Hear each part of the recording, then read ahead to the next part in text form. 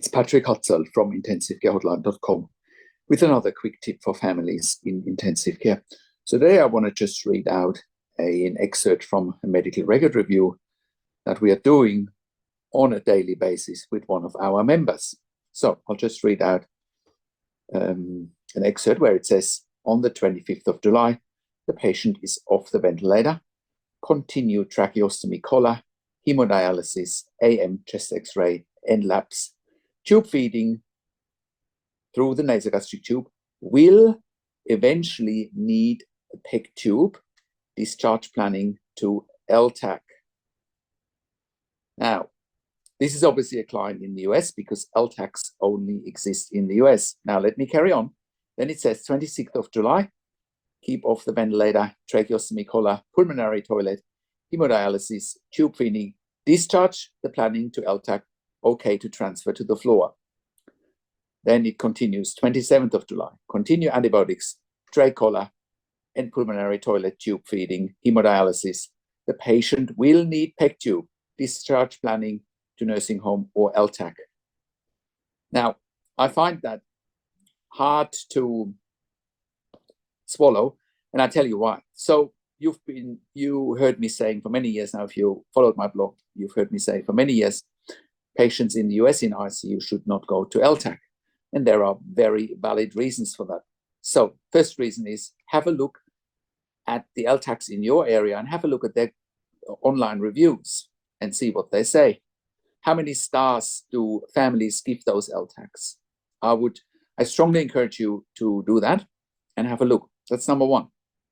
Number two, through our extensive research and work we've done with our US clients, when we talk to LTACs or do medical record reviews in LTACs, there's basically patients in LTAC that are not looked after by critical care nurses, in spite of most patients in those LTACs having a tracheostomy and a ventilator, right?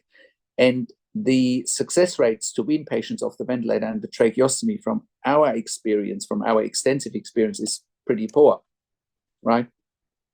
So I would not let your loved one go to LTAC. Now, coming back to this excerpt here that I just read out from some medical records.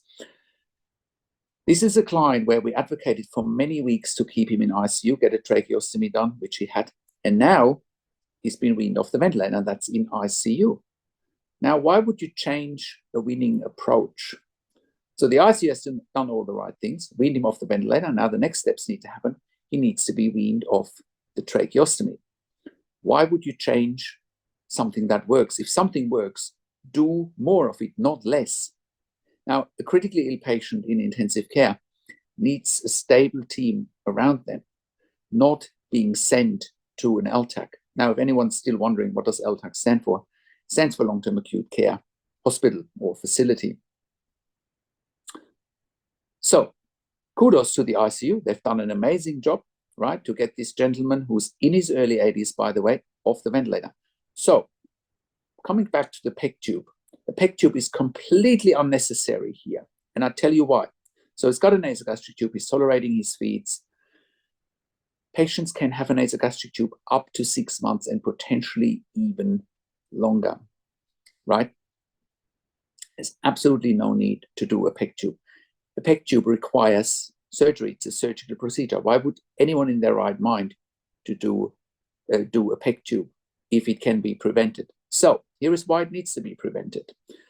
Number one, a PEG tube has the perception in healthcare that it is permanent, right? Why would anyone, again, in their right mind, want a feeding tube on a permanent basis? A nasogastric tube is temporarily. Now, it is extremely sad that when people walk around in nursing homes, for example, they will find a lot of patients and residents with PEG tubes. That is a very sad state of affairs. And why, why would you want to do a PEG if the nasogastric tube will help your loved one to get off the ventilator, tracheostomy, remove the tracheostomy, and then also remove the nasogastric tube? No surgery needed. But here is another important aspect of all of this. An LTAC, from my experience, doesn't take a patient with a PEG tube, right? So by you not giving consent to a PEG tube, your loved one is safe, not going anywhere, right?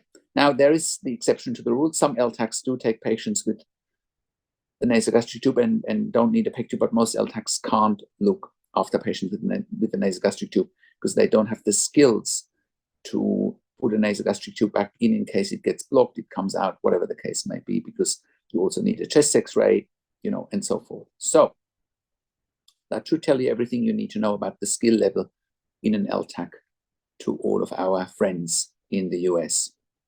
So I hope that helps you understand if something's working. Once again, do more of it. Do not disrupt a care episode that's working, right? In this situation, if it works, keep going, keep doing more of it. Wean this gentleman off the trach tube. No PEG tube needed. Absolutely not, right?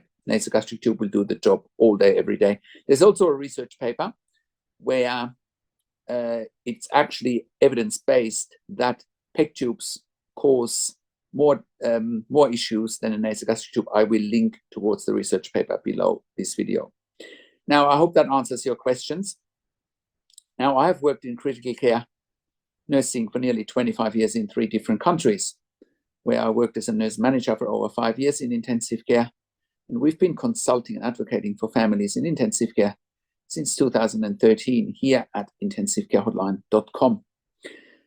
And that's also why, we have saved many lives here at intensivecarehotline.com, and you can verify that by looking at our testimonial section or looking at our podcast section at intensivecarehotline.com, where we've done client interviews to verify the work that we've done. And that's also why we've created a membership for families of critically ill patients in intensive care. And you can become a member if you go to intensivecarehotline.com, click on the membership link, or go to intensivecaresupport.org directly. In the membership, you have access to me and my team 24 hours a day in the membership area and via email, and we answer all questions intensive care related. In the membership, you also have exclusive access to 21 ebooks and 21 videos that I have written and recorded that will help you to make informed decisions, have peace of mind, control, power, and influence, making sure your loved one gets best care and treatment. I also do one-on-one consulting and advocacy over the phone, Skype, Zoom, WhatsApp, whichever medium works best for you. I talk to you and your families directly, and I handhold you through this once-in-a-lifetime process and situation that you simply can't afford to get wrong.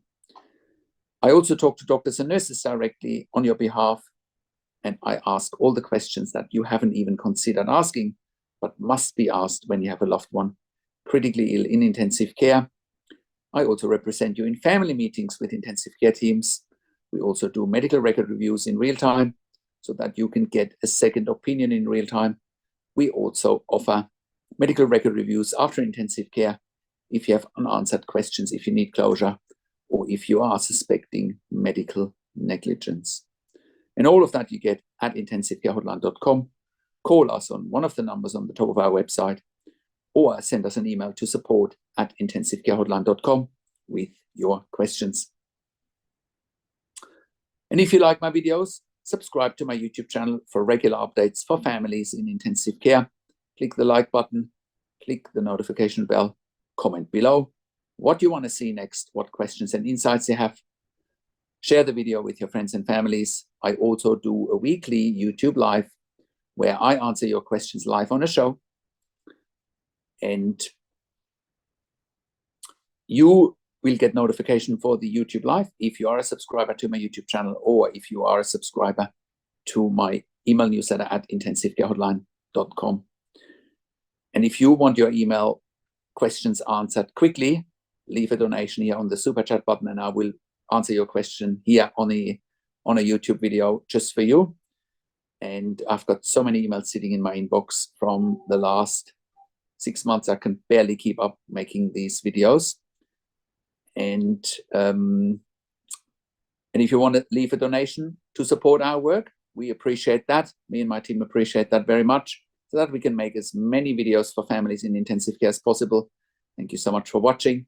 This is Patrick Hutzel from intensivecarehotline.com, and I will talk to you in a few days. Take care for now.